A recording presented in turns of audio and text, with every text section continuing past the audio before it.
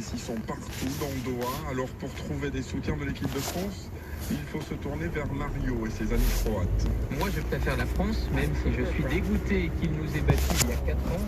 Je préfère la France car les Argentins nous ont battus cette année. Et Mario d'ajouter avec un petit sourire, vous les Français vous jouerez à l'extérieur dimanche, mais ça vous a bien réussi contre le Maroc.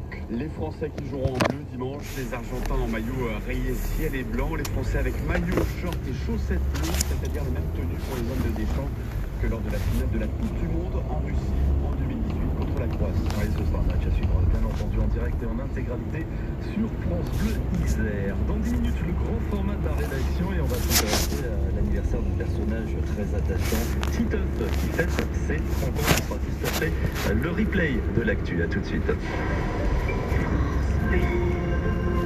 Pour vos trajets du quotidien en voiture, pensez covoiturage avec l'appli Movici de la région Auvergne-Rhône-Alpes. Gratuit, économique et écologique, Movici permet de se déplacer partout, tout le temps. Pour aller au travail, chez des amis ou pour participer à un concert, covoiturons local. Plus d'infos sur auvergne-rhône-alpes.fr. Mon supermarché de proximité. À ne pas manquer dans votre supermarché Colruyt, tout pour vos repas de fête, de l'apéritif au dessert, pour partager de merveilleux moments autour de nos savoureux produits. Super, faire manger à citer. C'est ça le bon marché chez Colruyt. Non, Colruyt.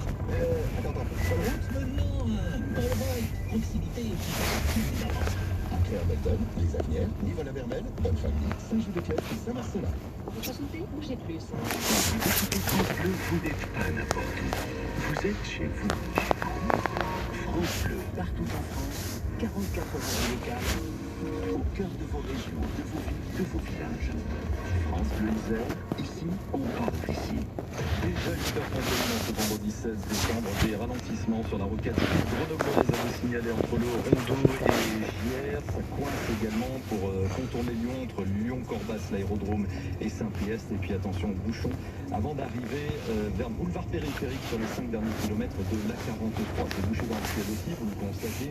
C'est froid aussi, à plus de 4 degrés cet après-midi. Et si vous voulez encore près de chez vous, ça devrait cesser, le temps va s'assécher. Prévision complète signée Météo France Saint-Martin-Vert à la fin de ce journal. C'est plutôt le replay de l'actualité avec vous, c'est Wedge. On revient sur les titres qu'on a développés ce matin. Et bien entendu, l'info principale, c'est cette incendie mortel près de Lyon. Oui, un incendie à Vaux-en-Velin qui a fait 10 morts, dont 5 enfants.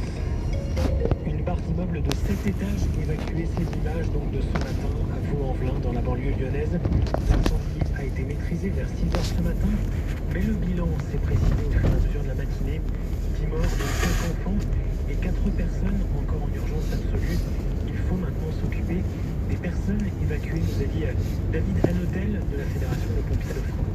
La priorité est désormais donnée sur l'aspect humain, donc avec le déclenchement du plan de nombreuses victimes, donc les moyens qui ont été dépêchés sur place, que ce soit des moyens de pompiers, des moyens du SAMU ou des associations agréées de sécurité civile qui vont permettre la prise en charge des personnes évacuées de l'immeuble, que ce soit des personnes blessées plus ou moins gravement ou des simples impliqués, mais par les températures actuelles, il est inconcevable de pouvoir les laisser dehors, donc ça va être la prise en charge de toutes ces personnes et leur évacuation ou non vers une structure hospitalière ou vers un centre d'accueil des impliqués qui ont été mis en place à proximité immédiate du gymnase. Donc effectivement, petit à petit, le dispositif va être dégraissé, mais ça va encore prendre un certain temps. David Hanotel de la Fédération des pompiers de France. Autre pompier entendu ce matin, Frédéric Hanotel, il a raconté la difficulté de l'intervention.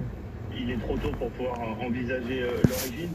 La difficulté dans ce type d'incendie, on est en pleine nuit. Vous imaginez la pratique pour les gens pour évacuer très rapidement leur logement en pleine nuit dans un bâtiment qui comporte 7 étages.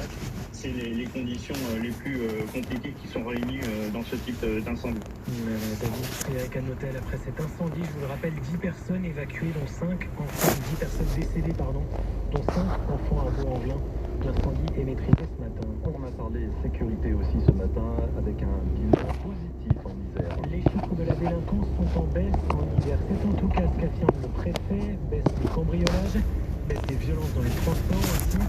Même s'il reste bien sûr des axes d'amélioration nécessaires, nous a dit le préfet Laurent Prévost. Il y a évidemment des chiffres qui montrent qu'il faut rester extrêmement mobilisé. C'est le cas des violences intrafamiliales. Il y a également naturellement toujours cette prégnance des trafics de stupéfiants. Donc ça va rester naturellement une priorité dans les mois et les années qui viennent. Une amélioration liée en particulier à des effectifs de policiers et gendarmes en hausse, 122 agents de plus en 5 ans. On a fait le point ici sur ce début de vacances scolaires, sur les rails. Peu de personnes